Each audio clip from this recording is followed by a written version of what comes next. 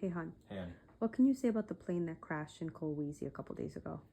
Well, they apparently touched down at the wrong place on the runway and damaged the aircraft severely. It ended up veering off the runway and exploding into a fireball, and it consumed most of the airplane.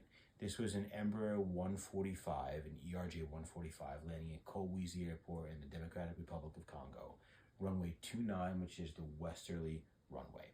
I looked at the pertinent airport information, and there was a NOTAM, that's a notice to airmen, stating that the first 1,000 meters or 3,200 some odd feet of the runway were going to be under construction and unusable. The runway threshold, which is denoted by markings painted on the runway, was shifted 1,000 meters down the runway and painted in a different location, signifying that that was the active and usable portion of the runway. As pilots, when we get a NOTAM, any type of NOTAM, that's something that needs to be briefed in the cockpit. So I don't know what their shared mental model was. That's what we call it, is a shared mental model. But we would have briefed something like this to each other, saying, hey, the first 3,200 feet of the runway are closed. They're doing construction on it. The marking should be moved. We're planning not to land there, obviously. Our touchdown point should be closer to a landmark of some sort on the runway.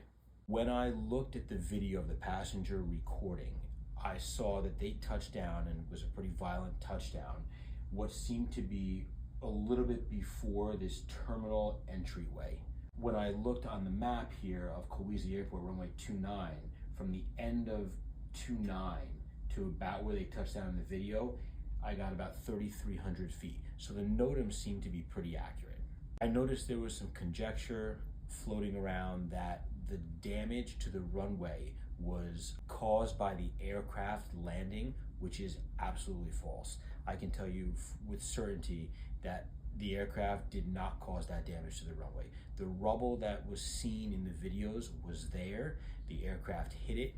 The landing gear sheared off, and that's how the aircraft was damaged. It then veered off the runway and caught fire. Everybody got out safely. Again, I'm not sure how that happened. We're gonna have to wait to see if we find anything out, but they should not have landed before the moved threshold. Thanks, Pilot Vinny. You're welcome.